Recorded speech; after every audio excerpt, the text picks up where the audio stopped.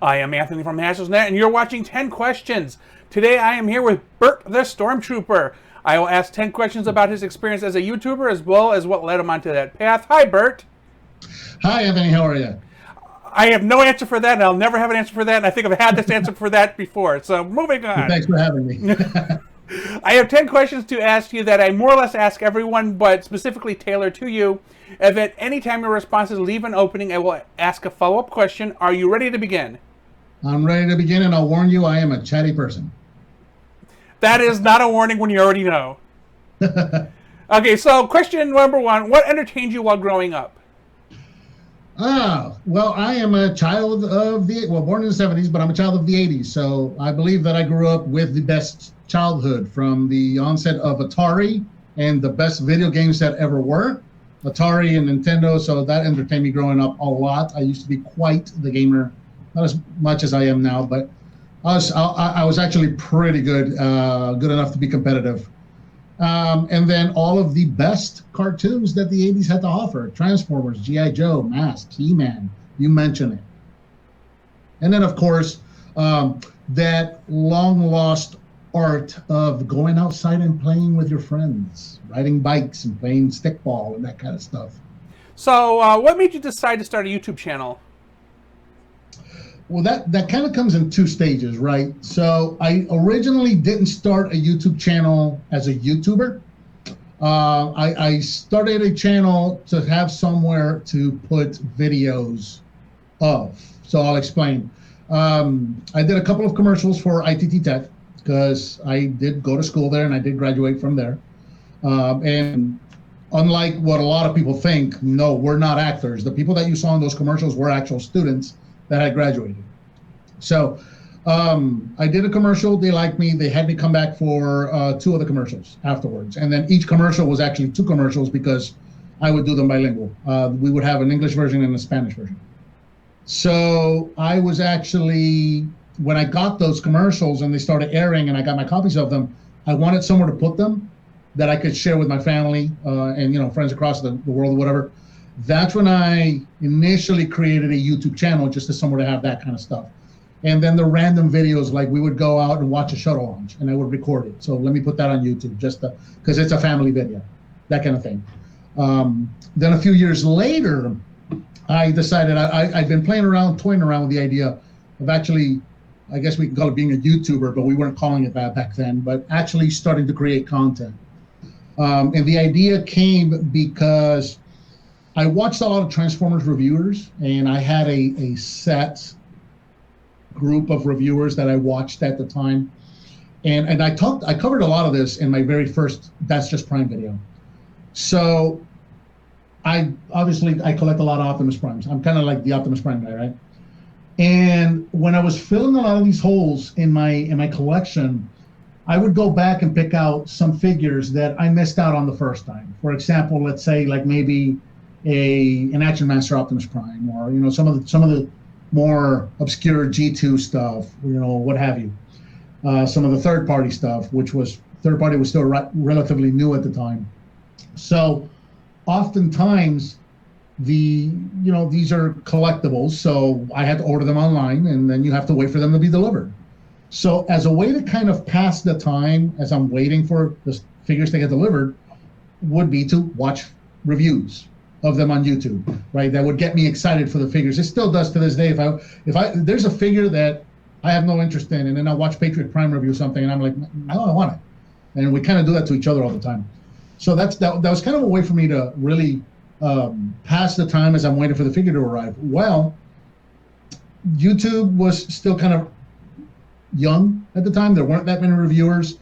And like I said, I had a set number of reviewers that I liked watching because I liked the way they did videos. Oftentimes, the figure that I was waiting for, the figure that I wanted to watch, just either wasn't on YouTube, or if it wasn't by any of the guys that I liked. I remember specifically, I don't remember the figure, but I remember the video. There was a specific figure, I bought it, and across the entirety of YouTube, there was one video of it. And it was made by a little kid. The figure was on the floor in his bedroom, on carpet that was not vacuumed. You could see his bed behind him. And all he did was complain about the figure and throw out the F word like more times than I think in my entire Army career. Sounds right. And it was ridiculous. It was absolutely ridiculous. So I started to get the idea of, okay, well, I have a pretty comprehensive Optimus Prime collection, and a lot of these figures are not covered on YouTube. So why don't I just kind of start cataloging them by reviewing my collection? You know, some of these obscure figures, you know, if I'm looking for them, surely somebody else is too. And that's kind of where that idea came from. So it was 7 years ago, and actually it was on February 15th, so just like 2 weeks ago, 7 years ago, is when I did the first episode of That's Just Prime, and that was my official first video as a YouTuber. Okay. So, other than that first video where you covered that Optimus Prime figure, what other things did you initially have? Was it just strictly Optimus Primes, or did you? Okay. So you just only did Optimus Primes. You didn't go into other Transformers at any. Yep. Well, at what point did you switch into doing more broader scale? So initially, this was just something that I wanted to do more as a service than as anything else in a hobby. It's a cool way to show off the collection, catalog figures that are just not cataloged, at least at the time. 7 years ago, they weren't. So I've always had a pretty long commute. And so I listen to a lot of podcasts. And one of the podcasts that I was listening to was a Ninja Turtle podcast. And right around the time that the first Michael Bay Turtle movie was coming out, the figures had just come out. And as you know, I am also quite the avid Ninja Turtle collector. Right. So I had the figures had just come out, and as soon as it came out, I bought the entire line. All the figures and the vehicle and everything, regardless of my opinions on the movie, which are not great, and the designs of the turtles in that movie. The toys are actually fun. They're actually kind of cool and fun, and the turtle van is pretty fun. A lot of good features. So I just purchased that whole thing. And this one podcast that I was listening to were talking about these toys just came out, but we haven't seen them. We don't know anything about them. Listeners, if any of you have seen them or picked them up or whatever, call in, leave us a message, and let us know your thoughts on the new toys. And it occurred to me, well, I could just make a review of them and send them the links. So that would be better than a voicemail, because they can actually see the figures and I can show them what we're talking about. And maybe that would be good promotion for my channel as well, since it's on a podcast. Maybe they'll promote the channel, or they'll talk about it, mention it, whatever. So that was the first time that I did something that was not Optimus Prime. And for the longest time, those were my most watched videos. Like, they got so many views, and get me some attention, or get some views to my channel. So they went very well. Okay, so the follow up of that, what other than the Ninja Turtles and Transformers, what else do you cover? So somewhere along the line, I just started covering anything, in my room. Like I say in my intro, I'll do the occasional Ghostbusters or Voltron, or I'll do something in my arcade downstairs, or just any toy that may jump out at me. If I'm sitting here in my room and I'll see something, I'm like, man, let me do a review on that. Very recently, I started covering my Super GoBots, which is actually something I've been wanting to do for a while. So you can't really see it very well, but the GoBot Command Center is right there behind it. I don't have enough room to stand it up on its legs, unfortunately. A very good friend of mine, Vinny, got that for me.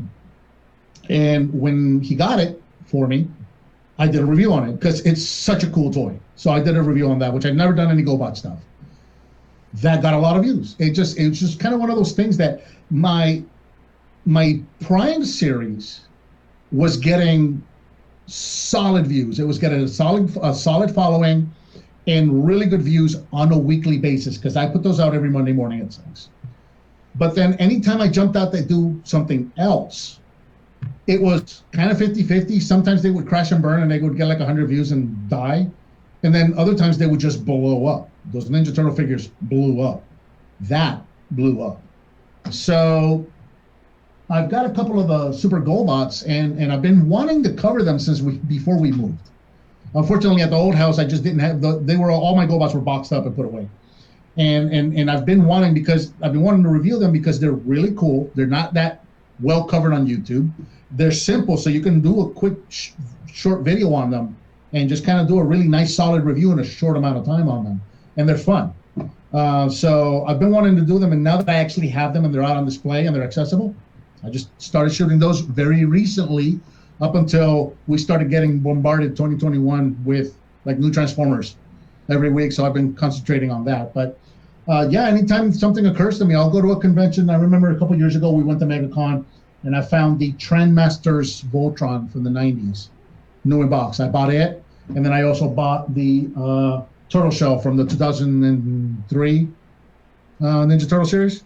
I got those, or not the shell, no, I got the Humvee for the 2003 series, which was a repaint of the next mutation Humvee. So as soon as I got home, I opened them up and I reviewed those, because these are the cool new toys that I bought at my convention this past weekend. So, it's just kind of become one of those things that I just, hey, that's a cool toy. Let me share that. And I'll share it. Okay. So, what trends have you seen change with online content creation since you started your channel? So, the That's Just Prime series and my channel in general, I'd say about 2 years ago, took a nosedive. Like, it just stopped getting watched. And I think there was a couple of things that happened all or at the same time. It was kind of like the perfect storm of things, right? So I reached the point where I had reviewed every Optimus Prime in my series.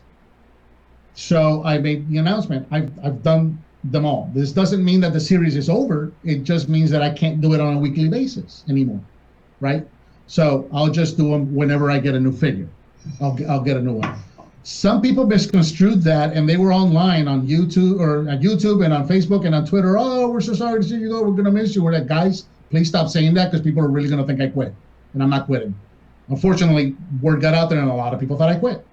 I still, to this day, I get comments of people, oh, hey, I thought you quit. I'm glad to see you back. And I'm like, I never quit. I just ran out of Prime figures, but I've been doing videos every week. I haven't stopped. That happened, and then I think that the timing was such, when my channel was growing, is when all of the live action Transformer movies were coming out on a regular basis, right? So I'm doing primes, and we're getting a lot of movie figures and a lot of movie merchandise and stuff like that. So Transformers had a lot more attention in the general audience during that time frame than they do now. So a lot of my audience that grew up watching my channel were doing so because they were kids, they were growing up. I've had so many people tell me that they hear my voice because their kids are watching, that kind of stuff.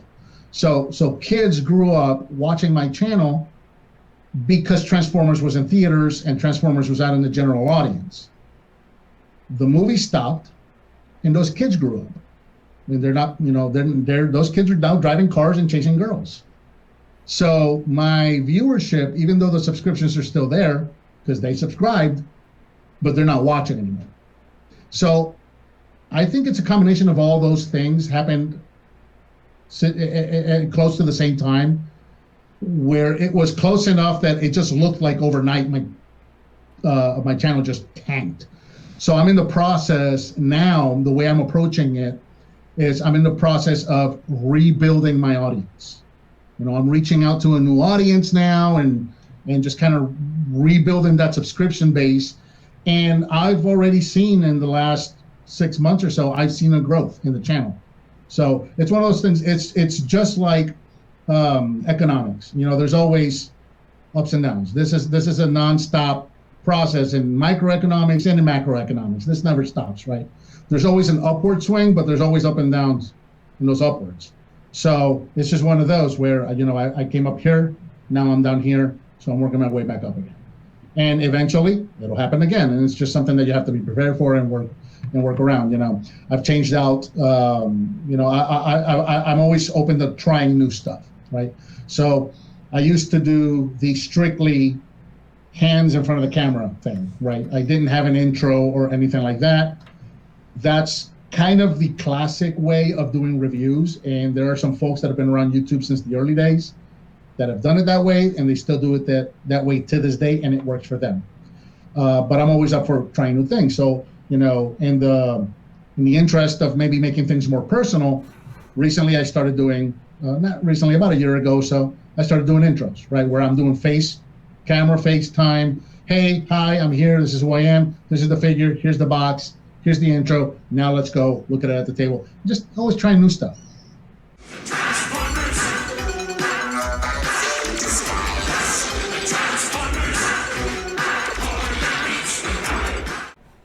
Okay, so following up on you said you originally had kids like watching your programming. Now with Kappa, have you had a change in your demographic because you really can't be for kids and for everybody anymore? Right, and well, I never really targeted anything that I do at kids. Right, I've always targeted my content to me. That's just kind of, I target what do I want to watch, and that's what I do.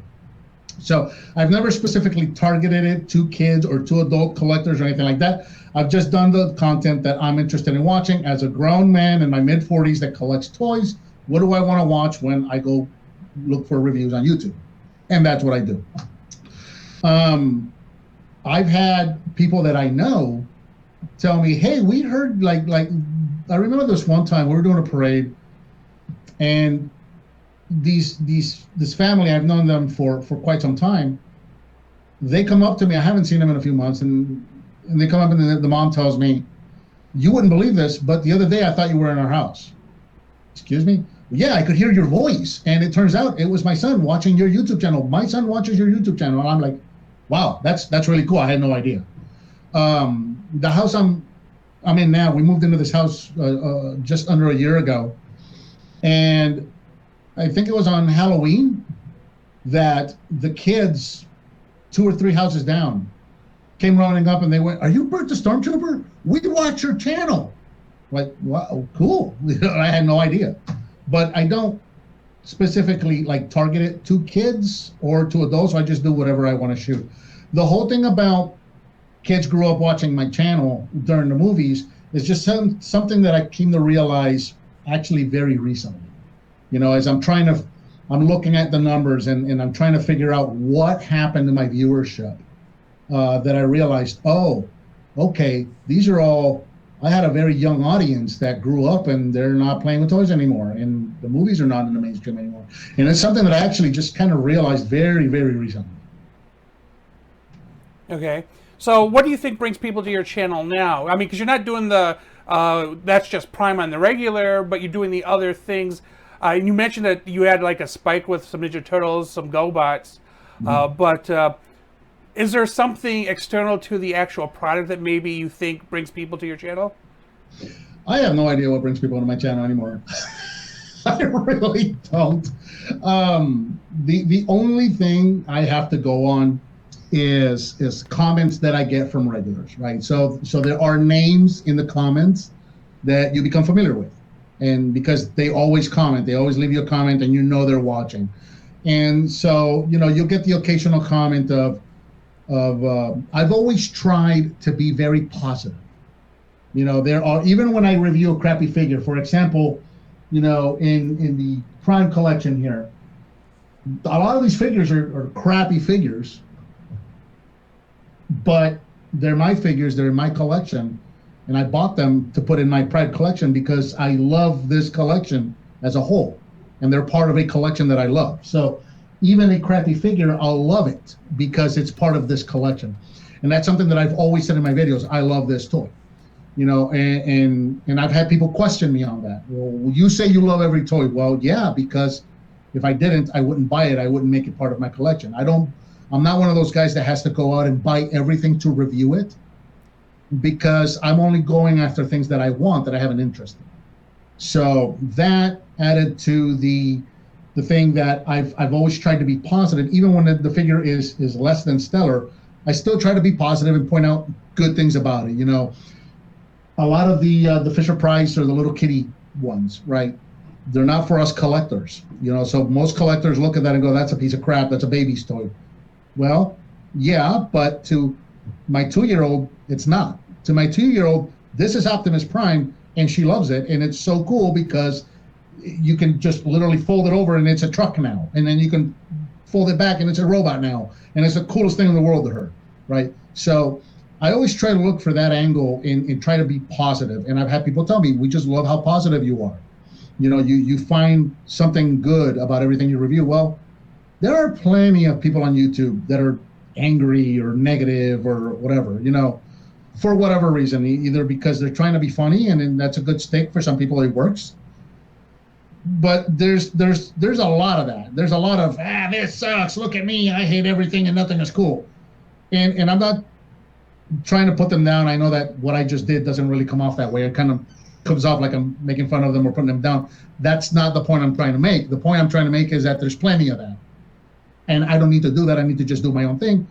I love these things. I want to share them because I have a love for them, so I'm going to be positive about them.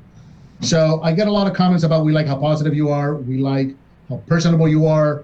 I approach the videos as if I'm talking to my buddies. I'm talking to friends and people like that. So by the handful of names that I see on a regular basis and have been seeing on a regular basis in the comment section for the last couple of years, that's what I would say brings people back to my channel, because that's what they're telling me brings them back to my channel. Okay, so speaking of your collection, is it all first party, or do you go into the knockoffs or third party items? Oh, I got everything. So I have probably in the Prime collection is where I've got the most third party stuff, just because there are some really killer third party figures for Optimus Prime figures. I wish I could get them all, but man, some of them are just prohibitively expensive, you know. But I'll get third party stuff, I'll get knockoff stuff.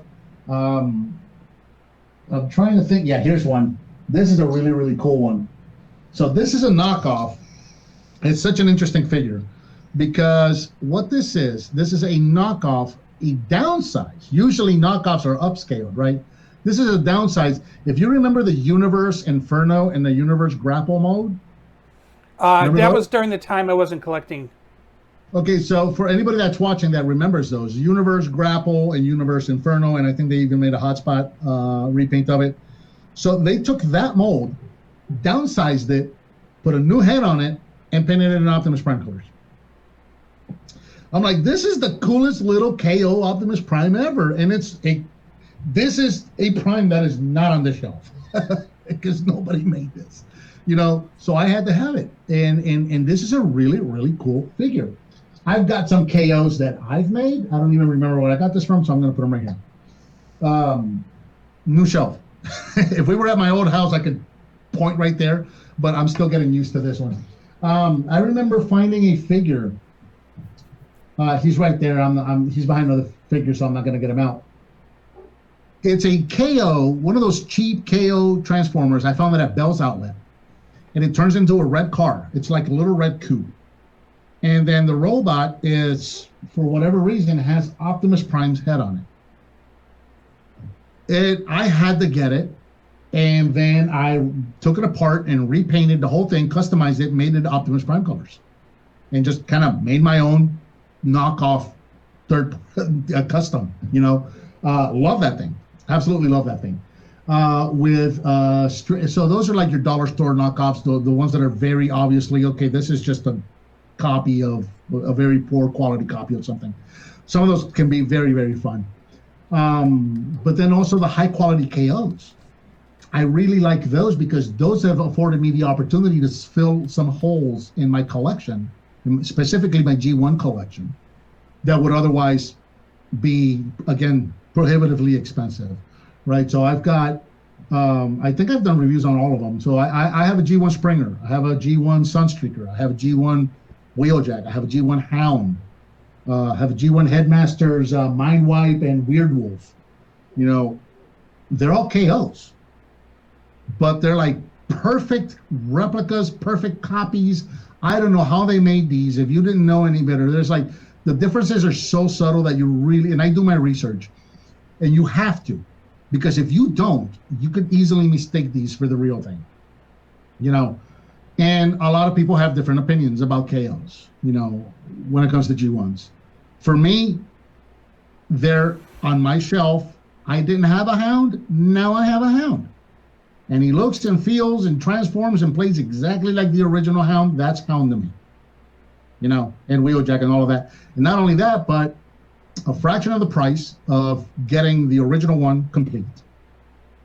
and brand new. I get to open it. I get to put the stickers on it, all that stuff. So I love them. I absolutely love them. So you mentioned that you make your own, so I assume 3D printing? No, no, I've never dabbled in 3D printing. No, just customizing, completely 100% customizing. So, there's that KO that I was telling you about. Here's one right here. This is a combination of G1 and third party. So you may or may not remember the episode in G1 from season 2 called City of Steel. Yeah. Where Optimus Prime gets captured and cut up into bits by the Decepticons and turned into a robotic alligator. So what this is a G1, an actual G1 skull cruncher that I painted into Optimus Prime colors. Just took it completely apart, repainted it, and made it custom. And then the headmaster was by I think it was JB. I forget the name. It was a third party that's long gone now that made these little headmaster figures. And this one is really, really cool because it's an Optimus Prime headmaster figure that's a triple changer because it transforms into a truck, and then it also transforms into an Optimus Prime head that is compatible with G1 figures. As soon as I saw that, I said, I gotta take that and I gotta make this custom. See, now, Generation Selects really needs to release that Gator in those colors. Because I would definitely buy it. Because when they released the Titan Returns, Headmasters, and I saw Skull Cruncher and the other one, it's the same mold, I was just waiting for the Optimus Prime colored one. Yeah. Yeah, I really hope they do it. I just sent a letter to Hasbro earlier this week because here's this guy. So here's one that was, this one was kind of hard to get in my collection. So this is G2 GoBot Optimus Prime. And this guy was hard to find. This guy took me years and years and years to find. And in fact, I don't have the gun for him. I found him loose like this when I eventually found him. So for years, this was my G2 GoBot Optimus Prime. Same mold, repainted. This was reissued in Robots in the Skies. The 2001 RID. I was going to say, because there's two of them. Okay. Yeah, RID. The 2001 RID released a lot of these G2 GoBots as spy changers. And you'll forgive me if I get the name wrong, but I think his name was Rev. Like R.E.V. So anyway, I as soon as I looked up information on this guy, I found recolors and repaints. Hey, this guy's a repaint of this guy. Bought this guy, painted it up myself, put an Autobot sticker on the back, whatever. And I made myself my own G2 GoBot Optimus Prime. And this is the one that I had on my shelf for years until I actually found this guy. Sometimes you just got to make your own to fill in those holes. Okay. So what changes do you have planned for your YouTube channel in the near future? Well, I don't really have any right now. I'll do them as I go. If I get a good suggestion, you got to listen to your audience sometimes. Like recently, like I said, I started doing the FaceTime intros. That's something new that I started doing recently, and it seems to be going okay. I mean, nobody's really said anything. I got a comment about the background music that I was using.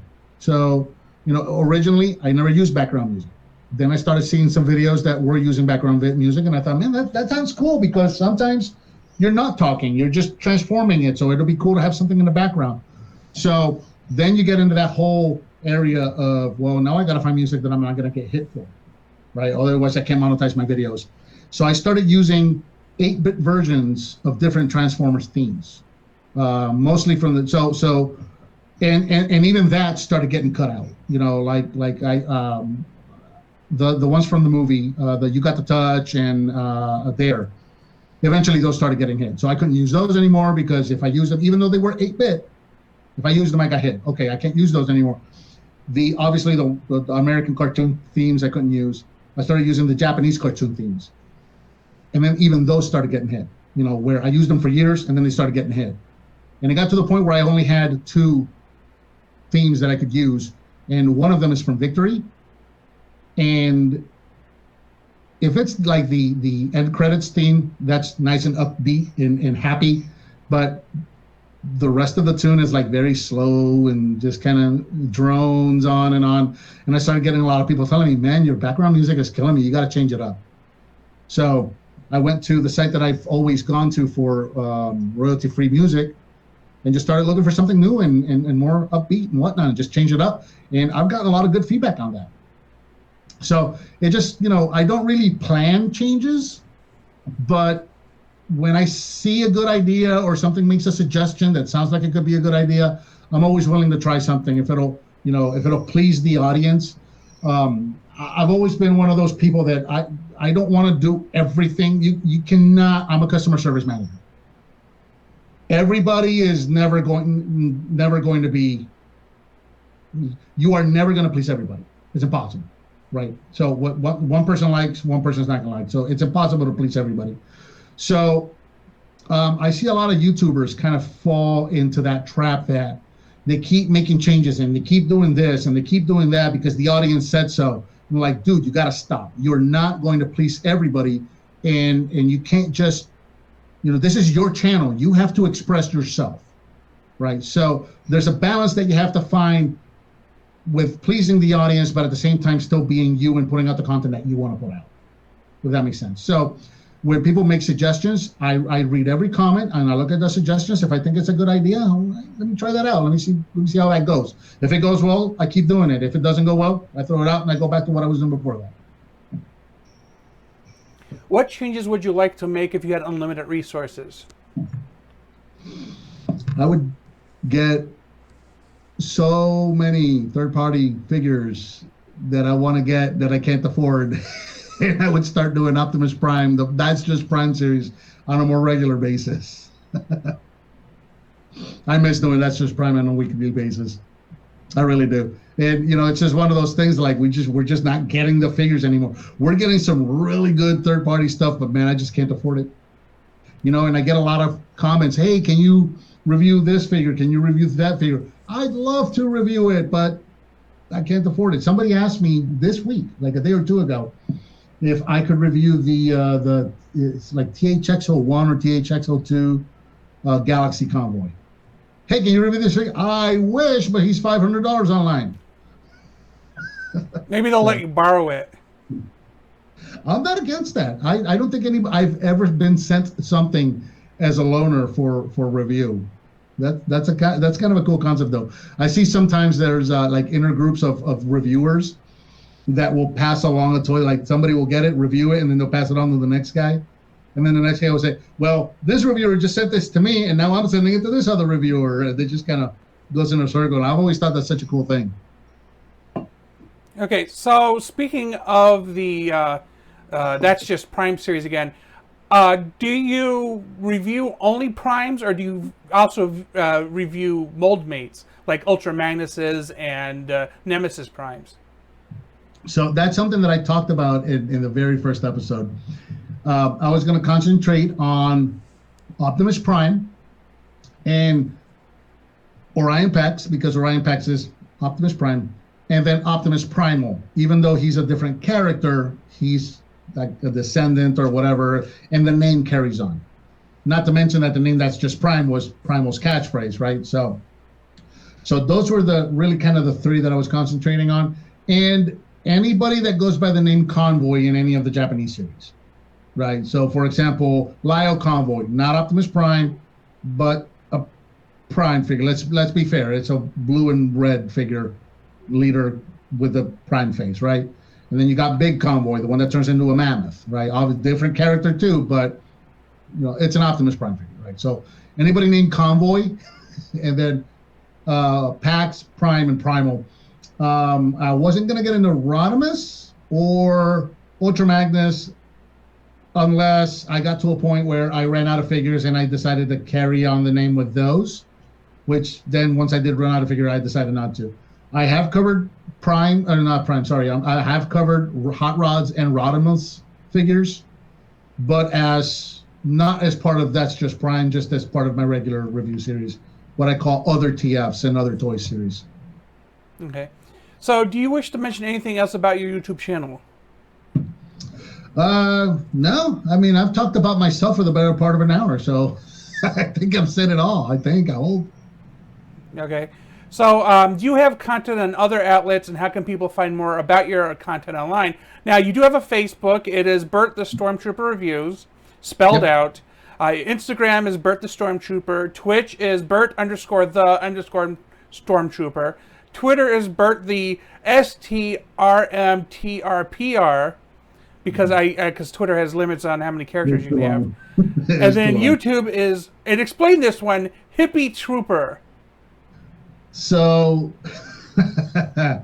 it's weird, and I wish they would let me change that. But I think actually, no, it is Hippie Trooper. Yeah, and they won't let. If I want to change that, I have to start a new channel, and I'm 10 years in, so I can't just start a new channel 10 years in. So as you know, I'm a big costume guy. Right, so I was for a long time, for many years, I was a member of the 501st Legion. So there's the guys you see out in conventions dressed up like stormtroopers. And for a very long time, I had long hair down to my waist. So that's kind of where the Hippie Trooper came from. It's kind of a nickname that I was given, Hippie Trooper, because I was a trooper that looked like a hippie with long hair. And so that's, like I said, when I started the channel 10 years ago, I wasn't really doing it as a reviewer. I was just doing it as somewhere to put family videos and that kind of stuff. The whole Bert the Stormtrooper thing came along. That name was actually given to me by some radio DJs or some radio hosts out of Orlando. There was a morning show that I used to listen to that went to one such convention. They went to MegaCon convention, and they saw a bunch of stormtroopers there and whatnot, and they were talking about it that Monday morning on the show. They were talking about, man, there was all these people dressed up as stormtroopers, and they're all fans of the show, and they were just like, we don't know who these guys. They didn't know who we were. They didn't know anything about us. Me being a regular listener, I called in and I said, hey, by the way, I'm one of those stormtroopers. I was there this weekend and I met you guys and whatnot. Well, what's your name? Oh, I'm Bert. So they kind of nicknamed me Bert the Stormtrooper because that's how they knew me. And that name just stuck. So from then on, I was a regular caller to the show. Anytime I called, that's what they called me, was Bert the Stormtrooper. So it just kind of stuck. And then it's just such a funny name when you think of stormtroopers with TK name numbers and whatnot. And then, there's Bert and plumbing, plumbing in the Death Star or whatever. It's just such a funny name that I just stuck with it. But when I actually started doing the show or the series or being a YouTuber, I chose to use that name, but the channel had already been created as Hippie Trooper, and I couldn't change it. Okay. So, but if you look at Bert the Stormtrooper on YouTube, that's what you're going to find. You're going to find me. Yes, that's how searches work. Yep. Funny, right? Well, thank you. Like anytime Jason Patriot Prime does a Toy Hacks video, in the comment section, people ask him, "How do I find these stickers?" Really? Gee, how do I find Toy Hack stickers? Yep. Well, thank you for talking to me today. Thank you for having me. This was fun. Yeah. So, for anybody who's watching, if you have any comments or questions, please go ahead and post them. And please remember to like and subscribe. Don't forget to check out Bert's channels, Facebook, Instagram, Twitch, Twitter, and YouTube. And again, thank you all for watching. Thank you for checking out our content. Before you leave, please remember to click like and then subscribe. If you want to receive notifications, do not forget to enable them by clicking on the bell. Then afterwards, check out our social media at HaslageNet and our website at haslage.net.